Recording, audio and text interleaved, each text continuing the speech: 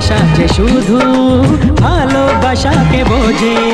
তুমি শুধু তুমি নিয়ে আমি, তুমি শুধু তুমি নিয়ে আমি, এই তো জীবন।